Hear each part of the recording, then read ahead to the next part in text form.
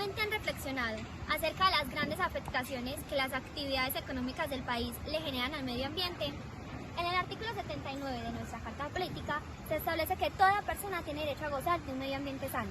Es deber del Estado proteger la diversidad e integridad del medio ambiente, conservando las áreas de especial protección ecológica.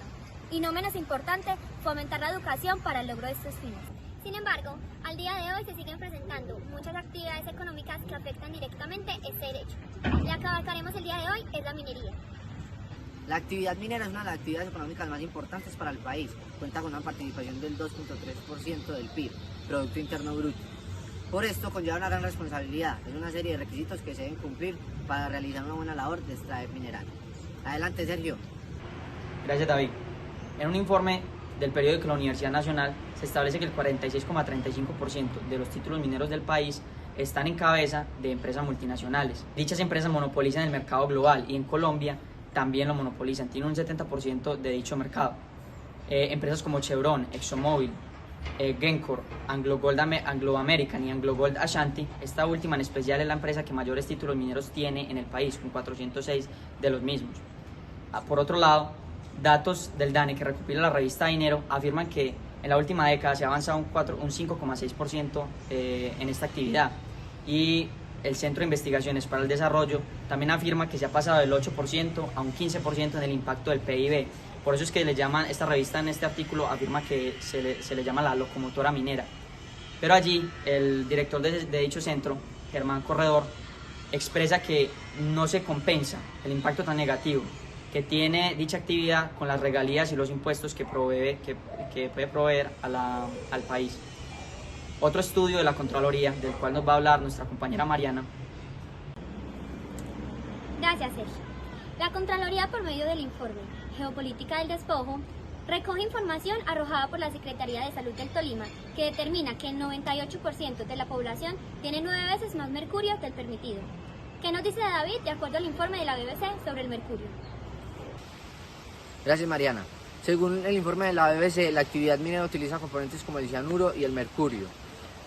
Para la científica especializada en metales, Dewi Krishnanti, dice que el cianuro disuelve el mercurio, lo cual lo convierte en un componente llamado metilmercurio.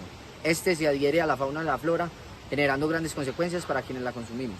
Consecuencias como pérdida de la vista, pérdida del habla, pérdida del olfato, pérdida de la audición y pérdida para caminar, debido a la gran debilidad muscular que produce. Sergio nos contará acerca del segundo informe de la Contraloría.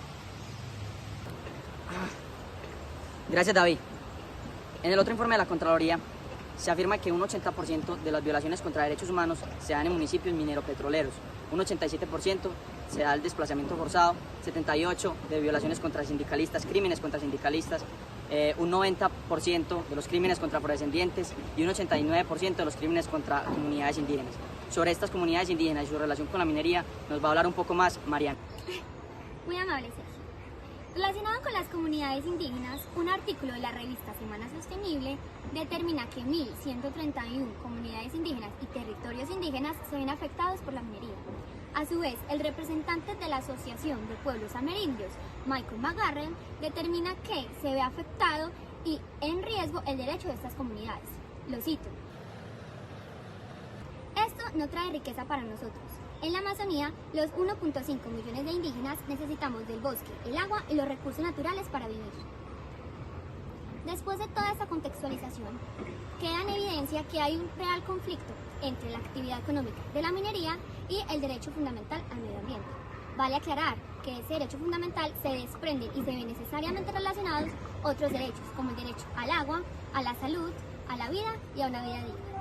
Pero nos queda preguntarnos, ¿qué opina la Corte Constitucional con respecto a este tema? Claro que sí, Mariana, yo tengo tu respuesta. En este escenario constitucional vamos a hablar en específico de tres temas. El primero es la procedencia de la acción de tutela para la protección del derecho al medio ambiente. El segundo es la conexidad de este derecho al medio ambiente con los derechos fundamentales. Y el tercero son las decisiones que ha hecho la Corte frente a las afectaciones del derecho al medio ambiente por la actividad minera. Una de las sentencias fundadoras en este tema de la procedencia de la acción de tutela Es la sentencia de unificación 442 de 1997. En esta se conceptualiza el tema sobre la procedencia y se dice que la acción de tutela en principio sirve para la protección de derechos fundamentales de carácter individual, que la acción popular es la que funciona desde los parámetros constitucionales para proteger derechos colectivos, como los del medio ambiente. Sin embargo, cuando se da una conexidad entre los derechos colectivos y derechos fundamentales, como lo es el caso del medio ambiente, en donde dicho derecho, para proteger dicho derecho del medio ambiente sano, se tienen que proteger los derechos a la vida, los derechos a la salud, los derechos a los mínimos vitales y los derechos al agua, que son derechos fundamentales. Entonces, en estos casos, cuando es necesario proteger, cuando se da esa conexidad entre estos derechos, prevalece la acción de tutela sobre la acción popular. Es el mecanismo idóneo para poder proteger estos derechos. El concepto de la sentencia anterior se reitera en la sentencia T-154 de 2013, en el caso de Orlando Moreno, un habitante del municipio El Paso del departamento del Cesar, que vive con su familia cerca de una mina de carbón de la empresa Drummond, cual constantemente emite material particulado, contaminando el ecosistema, fuentes hídricas y el aire en general que les llega a estas personas, a Orlando Moreno y su familia.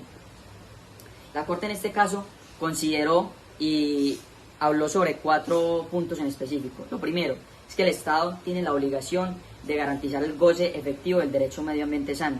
Luego de allí habla que esa conexidad es una conexidad ineludible la que se da entre el goce efectivo de este derecho del medio ambiente sano con las condiciones dignas de las personas.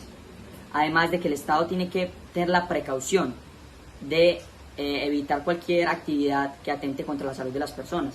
El tercer punto es que todos, tanto particulares como el Estado, tienen la obligación de cumplir con este fin. Y el último punto es que se establece la participación como uno de los mecanismos fundamentales para proteger el medio ambiente, la participación en estas decisiones. Antes de empezar cualquier proyecto se debe consultar a las comunidades para empezar estas cuestiones. Al final decide la Corte, primero, tutelar todos los derechos de este sujeto. Segundo, ordenar al Ministerio de Ambiente y Desarrollo implementar planes para evitar, para controlar la contaminación a las aguas y el aire. Y finalmente ordenar a la empresa Drummond, que es lo más importante, de implementar maquinaria de última tecnología para hacer procesos más limpios, que no permitan esta contaminación constante, que permitan una recopilación del material particulado y evitar todas estas vulneraciones al medio ambiente. En otro caso, tenemos la empresa Carbones del Cerrejón. Ha tenido varios problemas jurisprudenciales, entre los que se ha visto inmersa. Uno de estos es el que trata la sentencia T-256 de 2015, en la cual Campo Elías, un señor que representa a las comunidades indígenas y afrodescendientes de dicha zona, tutela los derechos a la vida digna, al agua y a la salud de las comunidades de allí, pues esta empresa ha contaminado constantemente los ríos de los cuales se suplen estas comunidades. Al final la Corte ordena que se dé un reasentamiento de estas comunidades debido a que el anterior que habían hecho no está supliendo las necesidades de estas comunidades y no se les estaba permitiendo derechos al agua y derechos a la salud de los cuales ellos son portadores.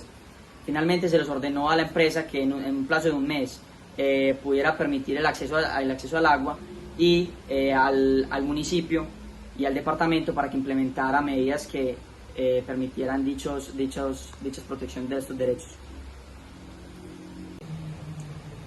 Siguiéndole la pista a Sergio, esta empresa es nuevamente cuestión de estudio. En la sentencia T-614 de 2019, 3 integrantes del resguardo indígena Guayú provincial tutelaron los derechos que consideraban estaban siendo vulnerados por esta empresa en cuanto a las actividades mineras que estaban realizando. La Corte consideró que en este caso debía aplicarse el principio de precaución, que es el que implica que tanto el Estado como los particulares deben estar involucrados y obligados a tomar decisiones que no afecten el medio ambiente y la salud de los seres humanos. Por tanto, una de las decisiones fue que la empresa Carbones de Cerrejón replanteara los procesos mineros para así evitar las mayores afectaciones al medio ambiente. Finalmente, estamos de acuerdo con la posición de la Corte de obligar a estas empresas a que implementen mecanismos más limpios para evitar la vulneración de estos derechos anteriormente mencionados. Pero cuestionamos el hecho de la continuidad de ciertos proyectos que permitan daños irremediables en los ecosistemas y las comunidades en general. Ante esto, ¿qué puede concluir David? La reflexión del video que hoy hicimos para ustedes es que el derecho al medio ambiente sano es y seguirá siendo un derecho que deberá primar sobre otros, pues está necesariamente interconectado con derechos fundamentales como lo son el agua, la salud, vida digna y en general la vida. Es por esto que en los casos donde los recursos naturales suplan necesidades para los ecosistemas, en el que naturalmente habita una comunidad, su mantenimiento sano deberá pesar más que cualquier otro proyecto de interés general como lo son el aporte del PIB al país o un apoyo en regalías, que a largo plazo no justifican el daño que le causan al territorio y a la población, afectando los derechos básicos